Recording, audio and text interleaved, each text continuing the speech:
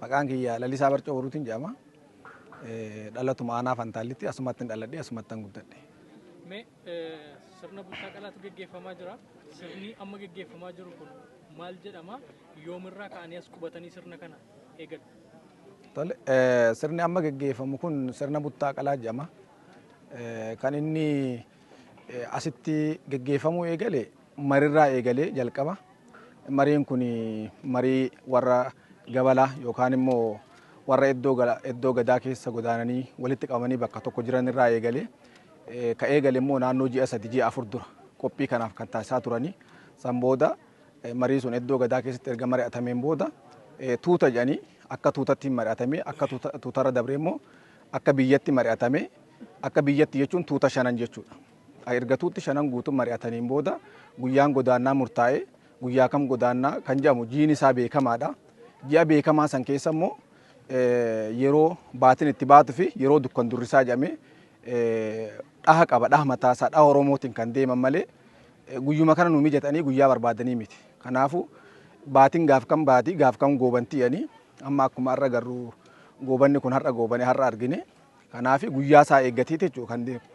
Kanaaf ergas qubatanii har'a guyyaa kurnaffaa isaanitti kan sirni kun geggeeffame.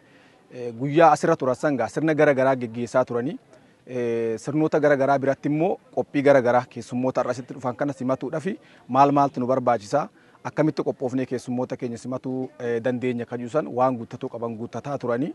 Kanaaf erga qophii san taasisaniin booda har'a guyyaa isaa eeggatee guyyaan isaan beellamatan kadhaha guyyaa jedhamee san gaafa ga'u sagantaa kan geggeessan jechuudha. Toleme iddoo kana erga qubatanii dhiironni maal hojjetu? Warreen dubartoota qarreen qeerroon hojiin isaanii hojii akkamii ta'a bakka buttaa qalan kanatti?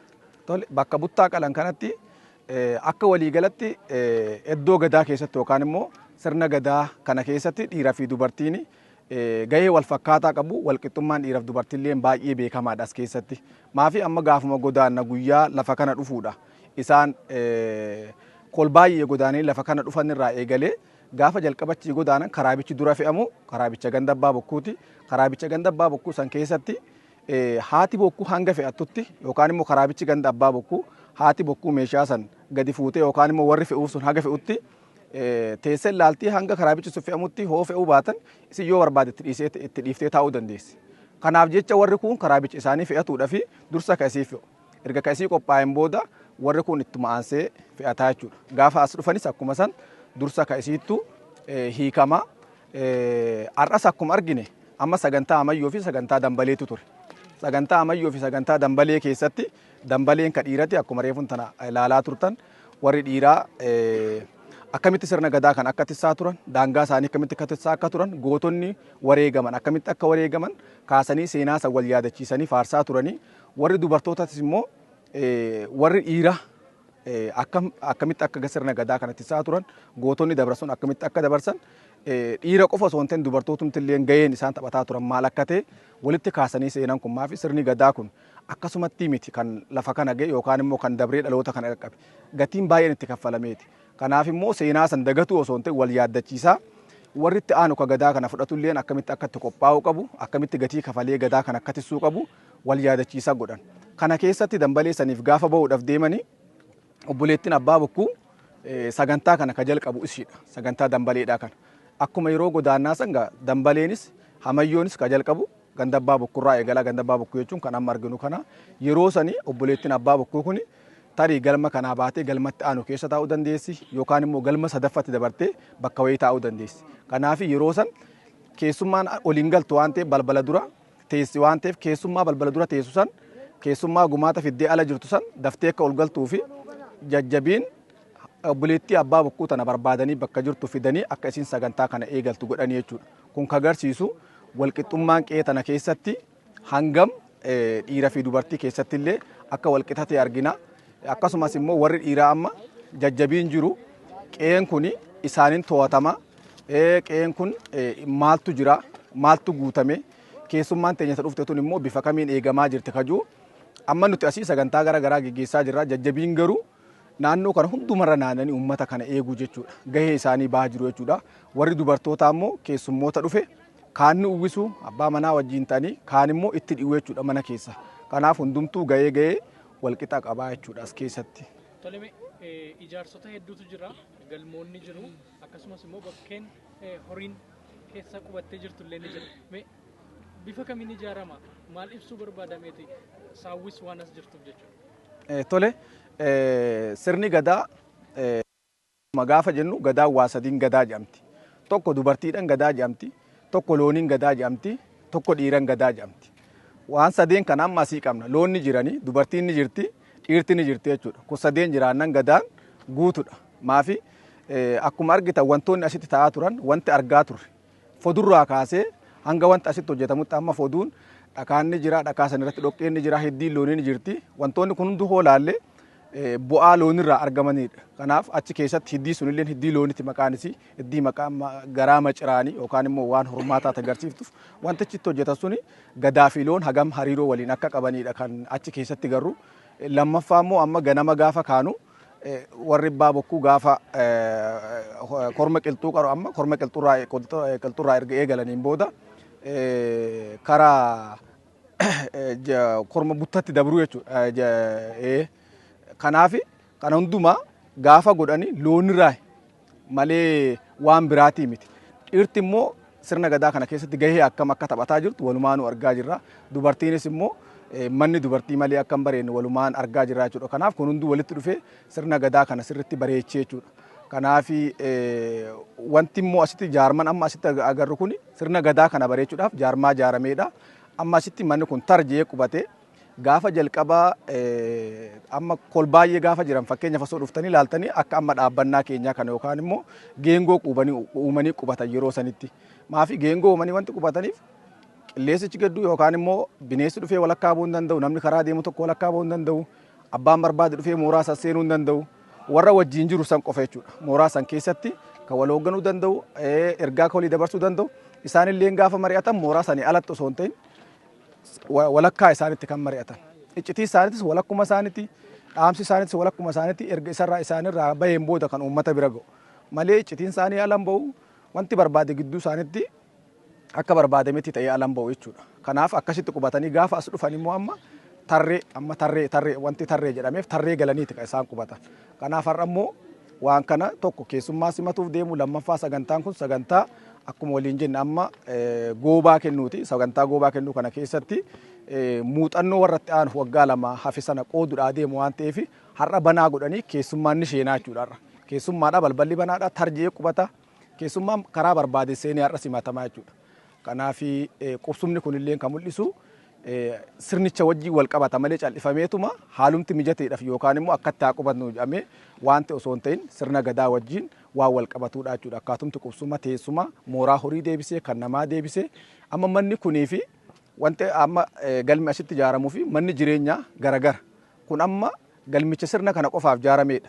Munni kanaan ijaaramullee mukuma ta'eefi miti. Muka mataa isaaf danda'e. Munni sunillee hiika mataa isaa qaba kan ittiin ijaaramu sun. Akkaataan ijaaramaa mana kanallee hiika mataa isaa qaba. Fakkeenyaaf amma citaan argame jedhameetu mana kana callisamee citaan hin qabamu. Yookaan immoo manni kun namatti dhimmisa jedhamee yookaan rooba sodaatamee sharaan itti uwwifamu. Wannooma hiika mataa isaa qaba jechuudha. Kanaafuu wanta taatee asitti taatu hundumtuu waan ta'uuf qaba. Hiika mataa isaa qaba sirna gadaatiin wal qabate. Mee aangoon kennamu kuni hangamtu kennama? Dhibbantaadhaan yoo ibsuu dandeenya mee dhibbantaa hagamtu kennamaaf waggoota lamaan kana maal hojjechuu danda'u warri waggaa lama booddee aangoo guutuu fudhatan? Kan amma namoonni tokko gaafa ibsanii aangoo walakkaa maal jedhu. Kun amma aangoon qoodamu hin jiru. Maafi warri sun amma goobadha. Gooban kanuma isaaniiti. Maaf sirni gadaa kun amma hundumtuu marsaa 8 qaba. Warri doorillee 8 qabu, warri gooballee 8 qabu. Amma jalqaba irraa yookaan dabballeen hin jira. Akka jalqabatti itti aansee immoo foollee yookaan immoo caasaa yookaan rubboo kan jennu akka lammaffatti hin jira. Sadaffaa siidan hin jira. Afuraffaan gooban ni jira. Shanaffaan doorin ni jira jechuudha. Warri kun hunduu waggaa 8 qabu. 8 isaanii sanoo laallee dhumarratti 40 walitti ida'anii 40 dhufaa jechuudha. Hundumtuu marsaa isaa guutuu qaba. Marsaa guutuu san keessatti tokko ka tokkotti hin dabru. Hundumtuu guutuu qaba. Kanaaf amma michilleen irra jira. Irreessa hofkaltii yookaan immoo warri halchiisaa kun jalqabumaayyuu goobarra ture. Garuu har'a waggaa lamaan hafe kana keessatti osoonuma goobarra jiru irreessa of kaltii fudhata. Kana dura dhokateetuma gooban qaba jedhee taa'a shaakalu. Eeyyamni kennamnee fi irreessa of kaltiin kennamne. Har'a garuu irreessa of kaltii santu kennamaaf shaakal ittiin jedhame. Kanaaf shaakalluun kun immoo akkamii bakka ani hin jirretti bakka asin agarretti ana aangoon qaba natu biyya kana hongaraa jira waan ta'eef ati boru bakka kiyya kana buutee nama gahaa taatee uummata kana biyya kana hoogganuudhaaf shaakalii yeroo shaakaltu immoo bakka ani hin jirretti shaakali jedhee eeyyama kennaaf. Gaafa kana godhu immoo malkaana duran bu'in tulluuna duran bahin waan irraa ittisu ni qabaa jechuudha. Fakkeenyaaf amma yeroo cidha gara garaa geggeeffatan yookaan immoo gaafa fuudha feerumaa yoo warri michillee kun naannoo san hin jiraanne warri kun dhufee osoo garrii hin qaban osoo faajjii hin qabanne dhokatee taphataa jechuudha. Kan ofirraa gaafata warri michillee hagam fagaatanii jiru yookaan immoo dooriin naannoo kana jira jee erga odeeffatee waan jiru qulqulleeffateen booda shaakala sa'aatii muraasaaf shaakalee sana booda gallakkisaa jechuudha. Kanaaf eeyyamni inni qabu shaakali jedhamee kan waggaa lamaa san malee amma parsantiidhaan aangoo hagana kenneef hin jennu. Wanti michillee fuudhee isaa kennu hin jiru. Inni sunis goobuma isaati. Inni kun michilleen immoo gooba aangoo isaa ka doorummaa san guutummaa waggaa 8 san qabateetuma ittiin deemaa jechuudha. Kanaaf abbaan gulantaa isaa kan waggaa 8 san kanuma mataa isaa san qaba malee abbaan dabarsee aangoo walii yookaan immoo waggaa 8 sanirraa mataarraa muree walii kennu hin jiru. Hunduu guutuma qaba. Michillee waggaa isaa guuttateetuma fixata. Warri sunis goobaa isaa san irruma dhufee har'a erga goobaa san innis fixuudha. Waggaan lama hafeen booda sagantaa shaakalis dabraa jechuudha. Toleme galgala kana dargaggoonnis haadholiinis gootota isaanii faarsaniitu kan isaan jiranii boru maaltu itti aana maaltu itti fufamu? Amma boru gaa akkuma reefu kaase kormi qilxuu ganama ni qalamaa erga kormi qilxuu qalameen booda sangaan buttaa galma 20tu jira galma 20 kana keessa warri baabukku korma qilxuu ni qalu warri itti aanu sangaa buttaa 19tu qalamaa jechuudha. Kanaaf erga kun hundumtuu ta'een booda keessummatti dhiibni jira.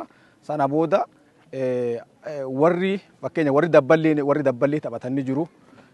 Fakkeenyaaf meelban amma dabballee irra jira. Isaan dabballee taphatu. Akkasumas immoo warri amma goobaa fudhatu kun amma isaan haga irreessa fudhatanitti goobaan jan hin callisu jechuudha. Dhumarratti erga goobaa fudhatanii goobiyyoo janii achi fagaatanii yookaan qeerraachi saqatanii erga irreessa fudhatanii taphatuu danda'u. Warri dirmajiin amma rubboorra jira. Kanaaf ganama caasaa roobaa jedhanii taphatuu danda'u. Warra meelbaa cinatti isaanis caasaa taphatuu danda'u. Kanaaf michilleen aangoorra jira. Boru ganama namni hin taphanne yookaan immoo callisaan ka dabarsu tarii roobalee warra roobalee qofa sanii achi kun hundumtu hin taphatu jechuudha. Namuu aangoo qaba. Bakka jirutti namuu aangoo isatti osoo walitti hin buune ati kiyyaa kanamaa taphatta ati kiyyaa kanamaa taphattu osoo hin jenne namuu gulantaa afiini beeka waan ta'eef gulantaa sanii namuu taphataa jechuudha. Hanga yeroo sun ga'utti hanga sagantaan qorii tuutaa ga'utti warri gadaa warri doorii harkaa qabu gabalaan hin dhiichisa. Warri kunis caasaa taphataa warri kun dabballee taphataa. Kanaaf bifuma kanaas sagantaan kun tartiiba isaa eeggatee hanga sagantaa irreessa kennutti itti fufaa jechuudha. Egaan bakka jiran irraa yeroo dheeraa dura buqqaanii gara kanatti dhufanii sirni kun geggeeffame yoom bakka dhufanitti deebi'u yoom hojii isaaniitti deebi'u? Tole bakka dhufan irraa achirraa godaananiiti mari'ataniituma mariidhaan lafa kana dhufanii amma erga sirna kana xumuraniin booda dirqama wanti isaan as teessisu hin jiru. Guyyaa 4 buluu danda'u guyyaa 5 buluu danda'u torbee tokkos turuu danda'u. Maafi lafti kun lafa sirna kanaa dhufan malee lafa godaananii yookaan horii tiffannu yookaan dhimma biraa asitti hojjetan jedhanii dhufanii miti. Sirna isaanii san sirna goobaa kennuu san erga xumuraniin booda guyyaa 4 asitti ka'uu danda'anii guyyaa 4 achitti guyyaa isaanii tole laallatanii mijeeffatanii godaananii bakka sanitti deebi'uu danda'u jechuudha. Maafi namni kun sirnaaf dhufee sirna san xumuratee jira wanti biraa kaasitti hafeen jiru waan ta'eef guyyaa kamtu godaannaa ta'a yoom namni hunduu qeetti argama kan jisan erga keessummaa galchanii gumaata har'a gumaaffameef kana amma har'a nyaata baay'eetu dhufe nyaata baay'ee har'a dhufe kana bachoo yookaan immoo cuukkoo har'a dhufe kana guyyaa meeqatti asii fe'annee onatti yookaan immoo mana isaanii ka iddoo jalqaba turasan iddoo gadaa jalqaba turasanitti yoom deemne erga janiin booda meeshaa san hunda erga xumurataniin booda guyyaa isaanii mijateetti deebi'uu danda'u. Akka jalqabaa san ji'a laalanii yookaan immoo guyyaa kana malee hin ta'u wanti jedhamu hin jiru. Guyyaa isaanii mijateetti deebi'u. Tole galatoomii ulfaadhu. Dhumarratti dhaamsa yoo qabaatte carraasa. Ayyee isinilleen ulfaadha. Dhaamsi nan dhumarratti qabu sirni gadaa sirna Oromoo hundumaati. Sirna madda dimokiraasii har'a addunyaadhaaf madda dimokiraasiitii addunyaan itti fayyadamaa jirtudha. Kanaaf sirna kana warra har'a rakkaa qabu yookaan immoo warra muuxannoo isaa qabu warra oofu qofa osoo hin ta'in uummanni Oromoo guutuun kutaalee gara garaa keessa warri jiru bakka itti laafee jirutti bakka itti dadhabee jirutti jajjabeesse akkasumas immoo bakka itti sirni kun hoo'ee deemaa jirutti walitti hirmaatee muuxannoo kana walirraa fudhatee akkamitti sirni gadaa kun har'a warra kana qofaa miti borullee sirni gadaa kan uummata Oromoo guutuuti waan ta'eef uummanni biralleen akkamitti sirna gadaa kana bifuma kanaan bakka gara garatti akkamitti akka oofuu qabu yoo xiqqaate gaafa sirna kana abbootiin gadaa bakka gara garaa jiran maafi abbootii gadaa gaafa jennu waan tokko oofu abbaa gadaa takkaa ta'uu isaanii agarsiisa. Gadaan tun takka namuu waanuma bakka gara garaa jirruuf qe'ee ofii keessatti namuu oofaa jira malee jalqabni ka'umsi isii hundeen isii kanuma Oromticha tokkooti. Kanaaf waan Oromticha tokkoo kana gaafa Oromtichi tokko geggeessu har'a Karrayyuun geggeesse hoo boru Ituun geggeesse hoo boru immoo Arsiin geggeesse abbootiin gadaa bakka sanitti argamanii muuxannoo kana dhaloota akka dabarsan dhaloonni ol adeeman kunis immoo bakka sanitti argame waan kana baree akka wal barsiisu akka waan salphaatti akka laalle wantoota har'a dhufanii wantoota sassalphaa sirna gadaa caalchifnee sirna gadaa immoo akka waan duuba hafaa tokkotti laallee bakka biratti yeroo dabarsinu san asitti dabarsuu dhiifnee akka biran dabarre xiyyeeffannoo keenya kenninee fi qe'ee kana maaltu jira uummanni kun sirna kam geggeessa kan jiran keessatti argamne osoo walirraa barree osoo bakka sanitti argamne arganii ilaaluun arganii dhufanii bakka sanitti waan ta'e ija ofiitiin arguun waan salphaadhaa miti waan ta'eef bakka sirni gadaa jiru kana qofa osoo hin ta'in eessumattuu sirni gadaa gaafa geggeeffamu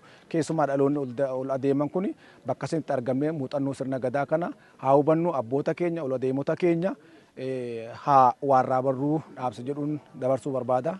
Galatooma.